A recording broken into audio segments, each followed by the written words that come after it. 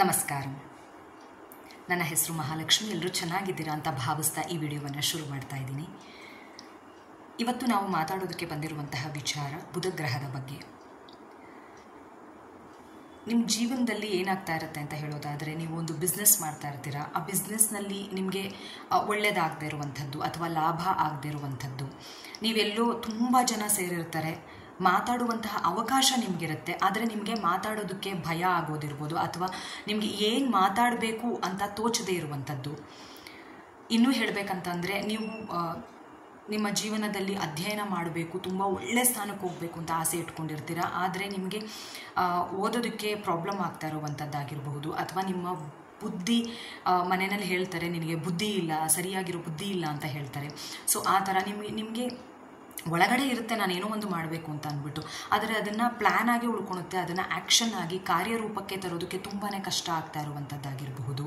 ನೀವು ಯಾವುದೇ ಒಂದು ವ್ಯವಹಾರಕ್ಕೆ ಕೈ ಹಾಕ್ತಾ ಇದ್ದೀರಾ, ಅದು ತುಂಬ ಚೆನ್ನಾಗಿದೆ ಅಂತ ನಿಮಗೂ ಗೊತ್ತು, ಎಲ್ಲರಿಗೂ ಗೊತ್ತು, ಆದರೆ ನೀವು ಅದ್ರ ಬಗ್ಗೆ ಮಾತಾಡಬೇಕು ಅಂತ ಅನ್ನೋದಾದರೆ ಅದ್ರ ಬಗ್ಗೆ ಮಾತಾಡೋದಕ್ಕೇ ನಿಮ್ಗೆ ಆಗ್ತಾ ಇಲ್ಲ ಅಂತ ಅನ್ನೋದಾಗಿರಬಹುದು. ಇವತ್ತಿನ ದಿನ ನೀವು ಯಾವುದೇ ಒಂದು ಬಿಸ್ನೆಸ್ ಮಾಡ್ತೀವಿ ಅಂತ ಅನ್ನೋದಾದರೆ ಮಾರ್ಕೆಟಿಂಗ್ ಅನ್ನೋದು ತುಂಬಾ ಇಂಪಾರ್ಟೆಂಟು. ಮತ್ತು ಇನ್ನೂ ಒಂದು ಹೇಳಬೇಕಂದ್ರೆ, ಮಾರ್ಕೆಟಿಂಗ್ ಮಾಡಬೇಕು ಅಂತ ಅನ್ನೋದಾದರೆ ನಿಮ್ಮ ಕಮ್ಯುನಿಕೇಷನ್, ನಿಮಗೆ ಮಾತಾಡೋದಕ್ಕೆ ತುಂಬಾ ಚೆನ್ನಾಗಿ ಬರಬೇಕು. ಸಾಮಾಜಿಕವಾಗಿ ನೆಟ್ವರ್ಕ್ ತುಂಬಾ ಚೆನ್ನಾಗಿ ನೀವು ಬಿಲ್ಡ್ ಮಾಡ್ಕೋಬೇಕಾಗಿರುತ್ತೆ. ಸೊ ಈ ಥರ ಎಲ್ಲ ಮಾಡ್ಕೋಬೇಕು ಒಂದು ಬಿಸ್ನೆಸ್ ಅನ್ನೋದಾದರೆ, ಇದು ಎಲ್ಲವನ್ನು ಮಾಡ್ಕೋಬೇಕಂತಂದರೆ ಮೇನ್ ಆಗಿ ಬೇಕಾಗಿರುವಂಥದ್ದು ನೀವು ಮಾತಾಡುವಂಥದ್ದು, ನಿಮ್ಮ ಮನಸ್ಸಿನಲ್ಲಿರುವಂತಹ ವಿಚಾರಗಳನ್ನು ಓಪನ್ ಅಪ್ ಆಗಿ ಮಾತಾಡುವಂಥದ್ದು. ಆದರೆ ನಿಮಗೆ ಮಾತಾಡೋದಕ್ಕೆ ಆಗ್ತಾ ಇಲ್ಲ.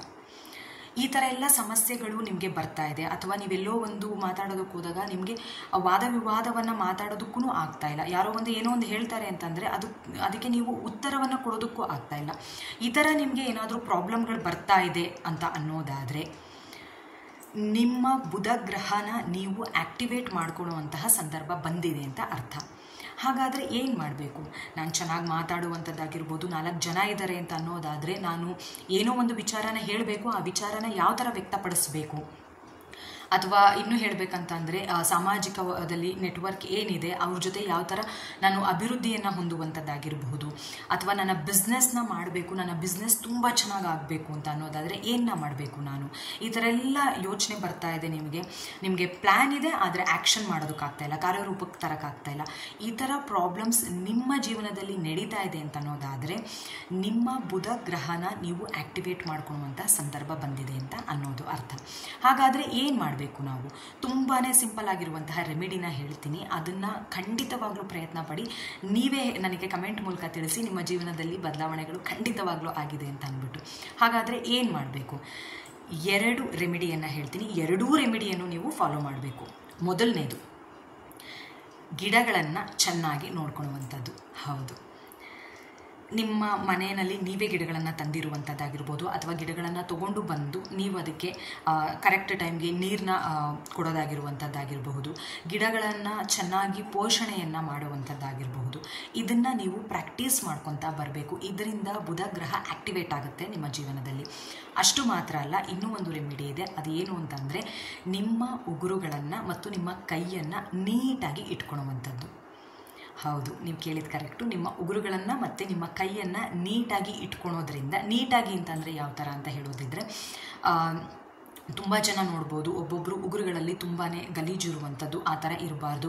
ಉಗುರನ್ನ ನೀಟಾಗಿ ಕಟ್ ಮಾಡಿರುವಂಥದ್ದಾಗಿರಬಹುದು, ಮತ್ತು ನೀಟಾಗಿ ಇಟ್ಕೊಂಡಿರುವಂಥದ್ದಾಗಿರಬಹುದು, ಮತ್ತು ಕೈಗಳನ್ನು ಅಷ್ಟೇನೆ ಕ್ಲೀನಾಗಿ ಇಟ್ಕೊಂಡಿರುವಂಥದ್ದಾಗಿರಬಹುದು.